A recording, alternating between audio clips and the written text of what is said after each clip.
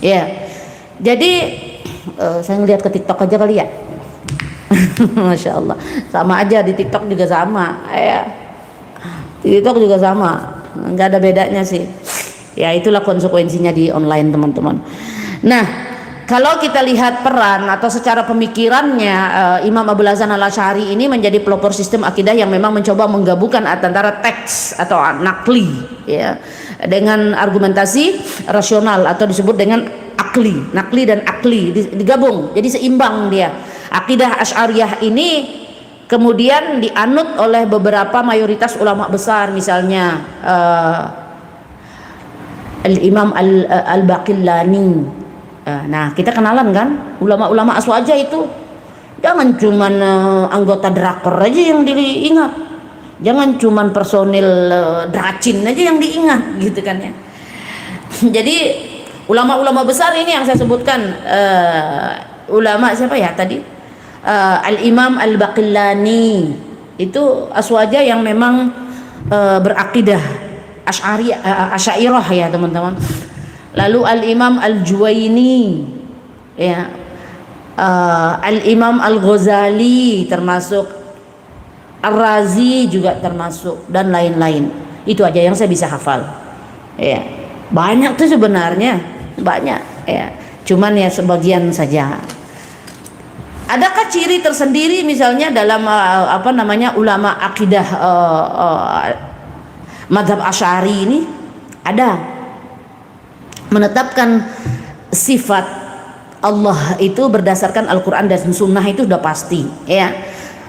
Tentu mewakili maksudnya mentakwil, ya, jika perlu untuk menghindari tasbih tadi. Jadi gini teman-teman, ulama-ulama ini baik ulama akidah Aswaja ataupun ulama akidah atau ulama fikih, gitu kan ya. Ini kan ulama-ulama yang hebat, ulama-ulama yang mujtahid, mujaddid, muhakkik, ya. Ini ulama-ulama keren nih, ulama-ulama hebat ya, bukan ulama Bekasi, bukan ulama Jakarta ya. Ini ulama keren, ulama mujtahid ini. Jadi mereka ini berbeda pendapat itu tidak menjadi masalah, karena perbedaan itu hanya tentang istinbatnya saja atau kesimpulan hukumnya saja. Kalau dalam hal besar tuh nggak mungkin mereka berbeda, artinya tentang sumbernya itu nggak mungkin para ulama-ulama besar ini berbeda dalam sumber. Namun terkadang ya kebanyakan teman-teman di luar sana ya yang memang tidak memahami gitu, terkadang mereka tuh menganggap bahwa ngapain sih gitu kan ya, madhab itu madhab ini, madhab itu madhab ini. Bukankah itu tambah membingungkan kalau bermadhab-madhab? Bukankah tambah banyaknya perbedaan kalau bermadhab-madhab? Bukannya nanti jadi saling gontok-gontokan kalau bermadhab-madhab? Itu kan banyak ya di luar sana kan statement seperti itu gitu. Nah sebenarnya itu memang statement datang dari orang-orang yang memang ya tidak banyak memahami ya, atau tidak belajar tentang bagaimana para ulama kita itu punya kecerdasan ilmu yang luar biasa, ya, dan membuktikan bahwa perbedaan para ulama itu membuktikan bahwa Islam ini kaya dengan ilmu. Jadi orang-orang yang selalu beranggapan bahwa bermadhab-madhab ini bikin risih, bikin ribet, bikin pusing, bikin bingung, bikin macam-macam lah ya. Nah itu mereka memang nggak paham. Ya mudah-mudahan Allah berikan mereka pemahaman gitu kan ya, bahwa selalu menganggap ketika bermadhab, baik itu madhab akidah maupun madhab fikih gitu ya, ketika bermadhab bikin riwah nih, ntar gontok-gontokan juga bla bla bla bla bla. Nah mereka itu orang-orang yang memang ya tidak ada ilmu pengetahuan tentang hal itu, ya.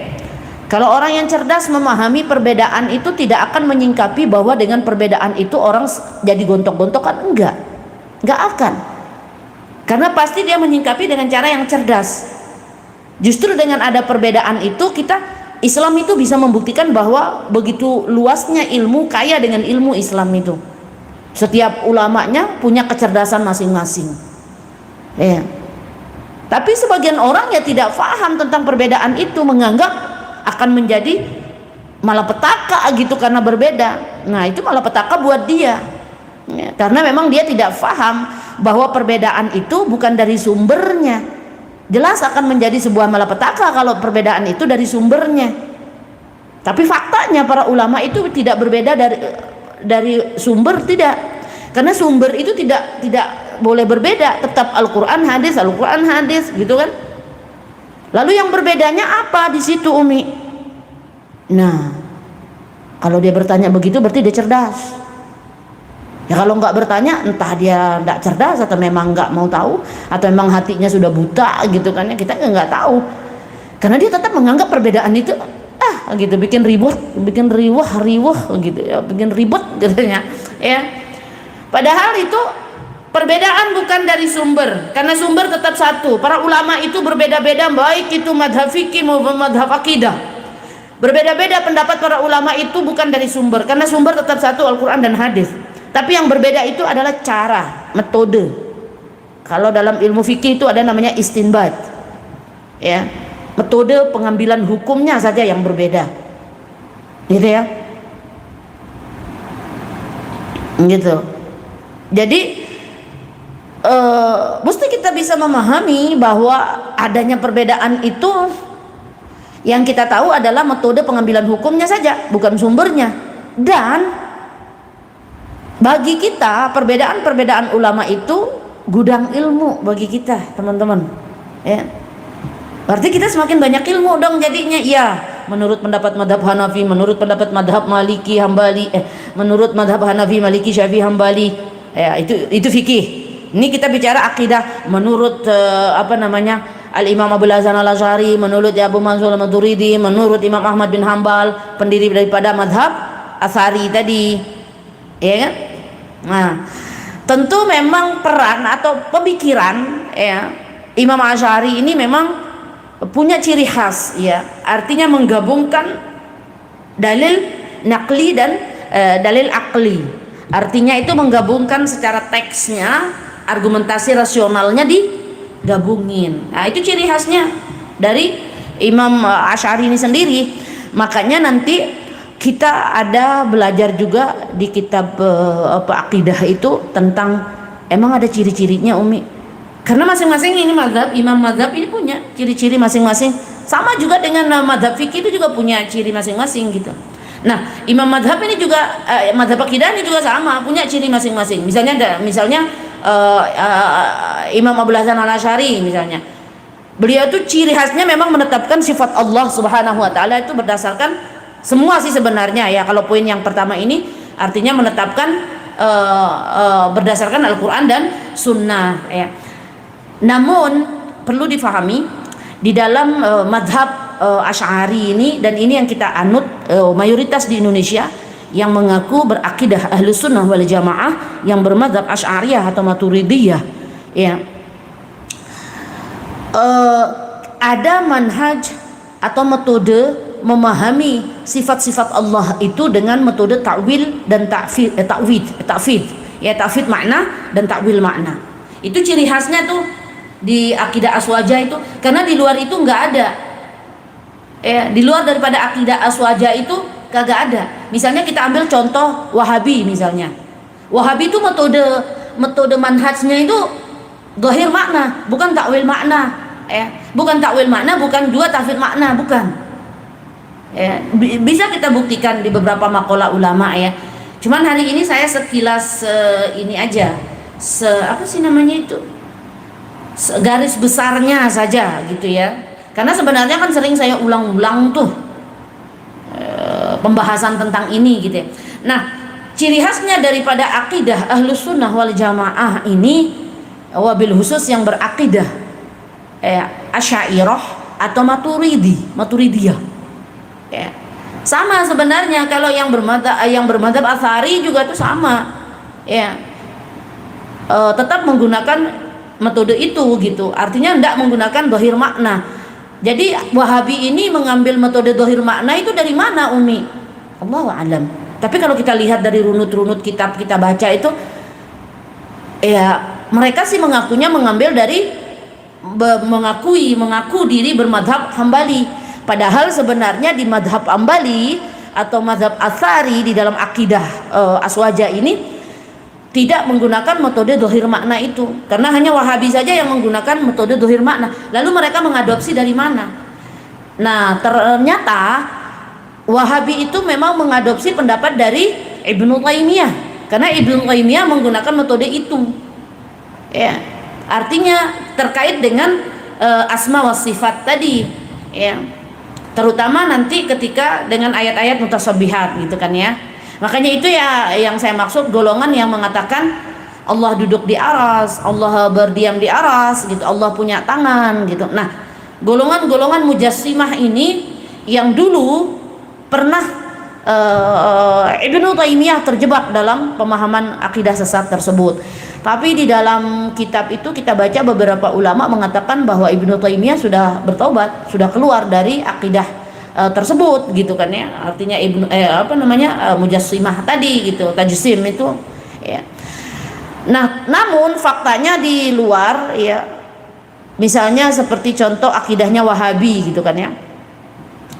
Wahabi ini sendiri ternyata mengadopsi pendapat ya tentang asma wa sifat itu ya, wabil khusus tentang nanti ayat-ayat mutasyabihat gitu ya, tentang Allah berada di mana gitu. Nah, mereka ini ternyata mengadopsi dari pendapat Ibnu Taimiyah dan Syekh bin Baz, Ibnu Utsaimin. Ini dari sini mereka ambil. Sementara madhab Hambali sendiri tidak.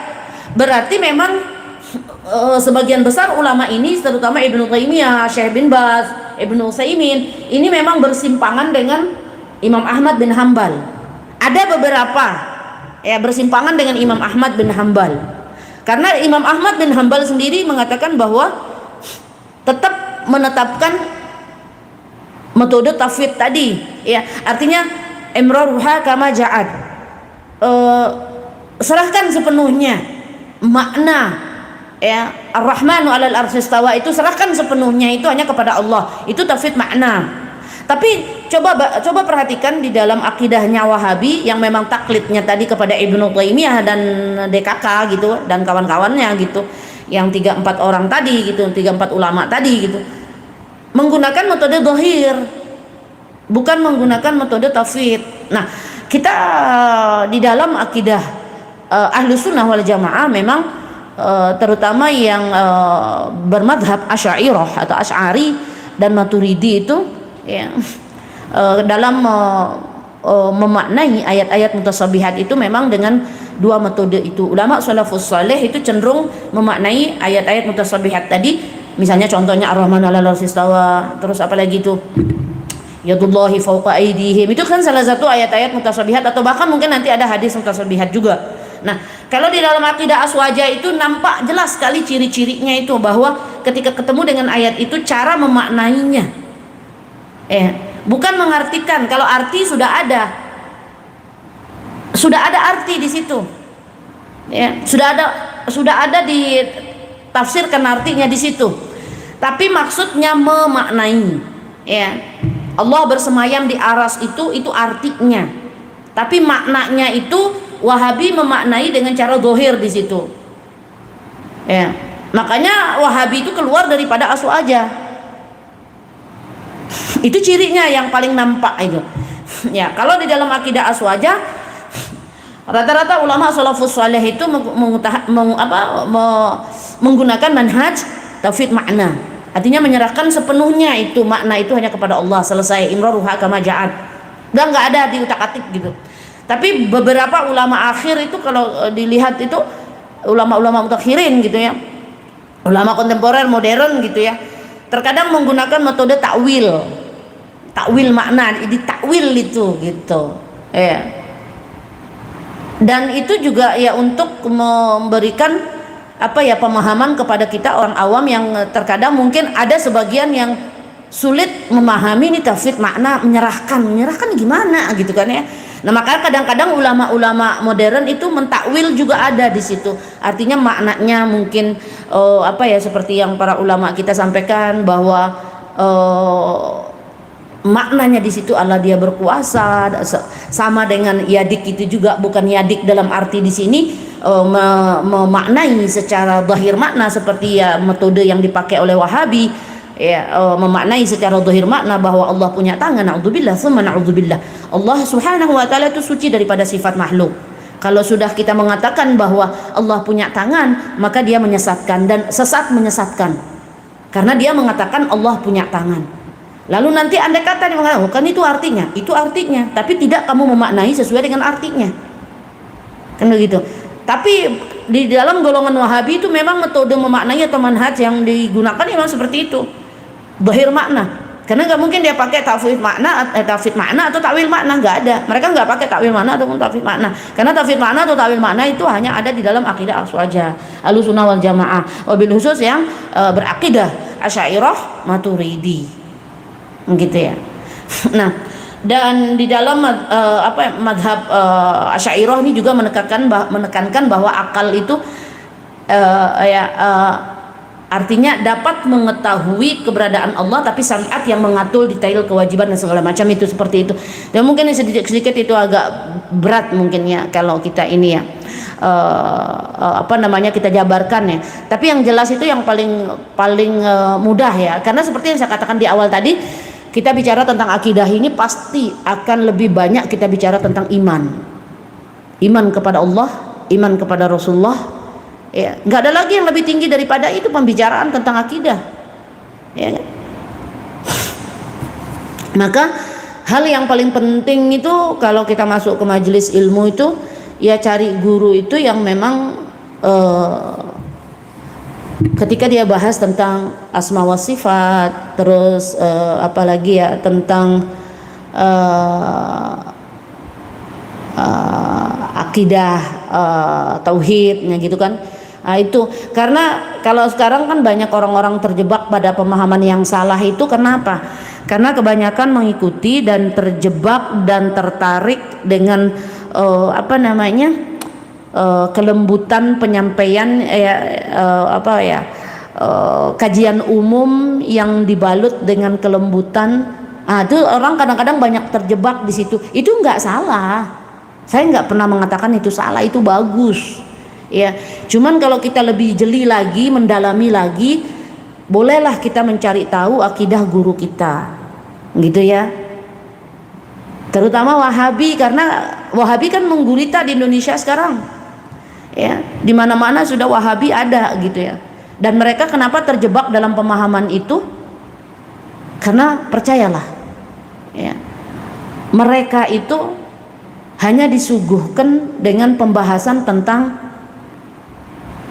bertakwa kepada Allah, ya, menjadi seorang hamba yang sami'na wa ta'na, yang gitu-gitu kan.